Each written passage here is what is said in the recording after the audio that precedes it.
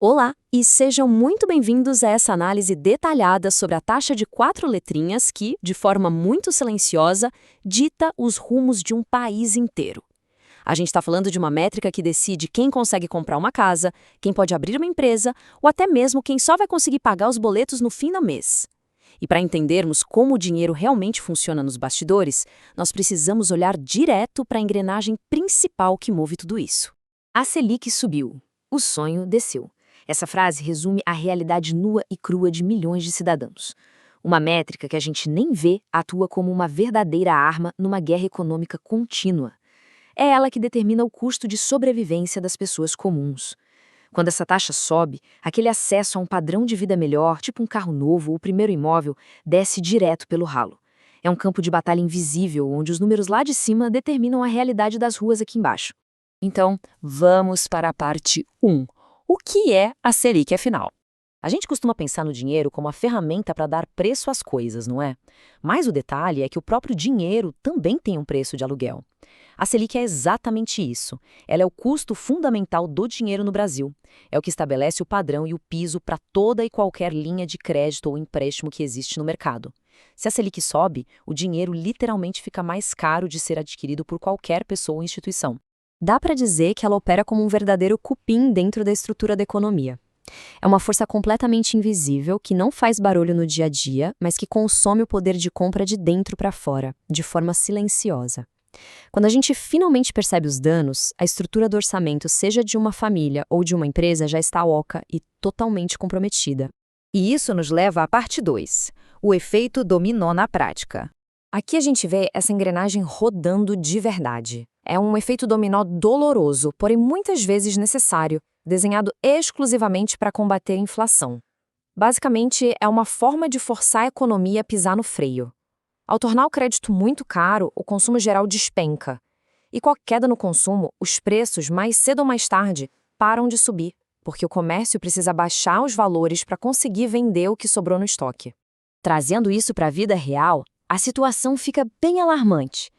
Imagina que os juros embutidos no parcelamento de uma simples geladeira alcançam valores absurdos.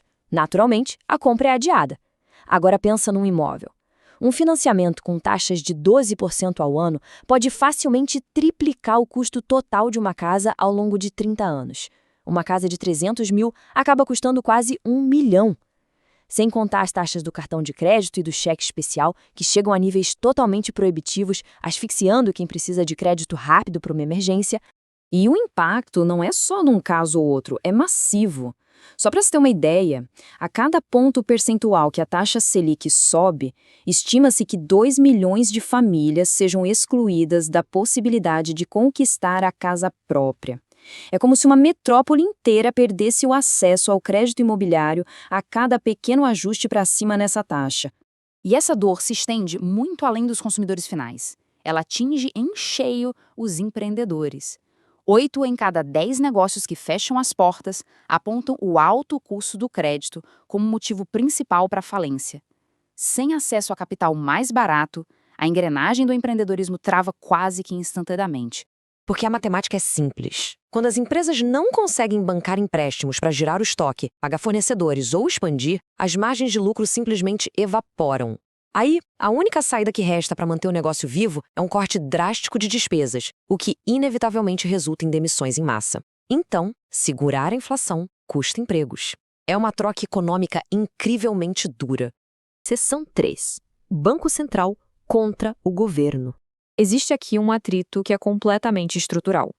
De um lado, o governo eleito sempre vai desejar taxas mais baixas para fazer a economia prosperar rápido, gerar empregos e, claro, garantir popularidade política.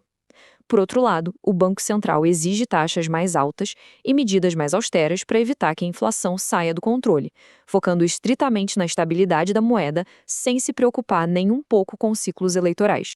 É exatamente como imaginar dois motoristas tentando controlar o mesmo carro ao mesmo tempo. O governo tenta pisar fundo no acelerador para ganhar velocidade, enquanto o Banco Central puxa o freio de mão de emergência com toda a força para evitar um capotamento chamado inflação. E isso nos traz à seção 4, a política das taxas de juros. Historicamente, o cenário permitia muita interferência.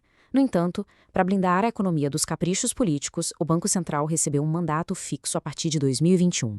Isso significa uma mudança gigantesca. Os políticos agora não podem mais simplesmente demitir o chefe do Banco Central só porque não concordam com a taxa de juros que foi estabelecida. As decisões técnicas ganharam um escudo institucional de verdade. Só que essa independência é hoje um dos maiores tópicos de debate nacional. Por que incomoda tanto? Porque, especialmente em anos de eleição, governos frequentemente recorrem a mágicas financeiras de curtíssimo prazo.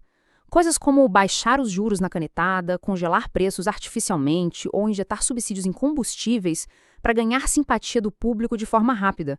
O grande problema dessas promessas artificiais e campanhas motivadas por eleição é que elas sempre têm um prazo de validade. Eventualmente, essa ilusão de juros baixos ou inflação maquiada expira e o verdadeiro custo financeiro, somado a uma inflação muitas vezes ainda mais feroz, recai todinho nas costas da população assim que as eleições chegam ao fim. Tudo isso nos leva a uma realidade inegável. Controlar a inflação é vital. Uma hiperinflação destruiria o país muito mais rápido do que qualquer outra coisa. Porém, a taxa Selic elevada atua como um remédio profundamente amargo, com graves efeitos colaterais para todo o sistema econômico. É aquela velha história.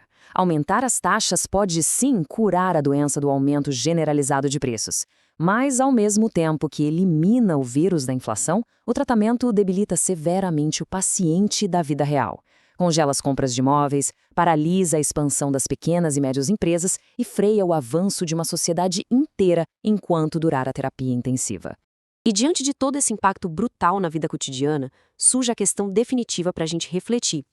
Em quem é mais seguro confiar os rumos de uma economia inteira? Num político pressionado por uma eleição iminente e focado no alívio imediato? Ou num corpo técnico blindado, focado apenas numa meta de inflação, não importando o sacrifício imposto hoje? É uma escolha complexa que, no final das contas, define não apenas os números nos relatórios, mas a sobrevivência de cada cidadão.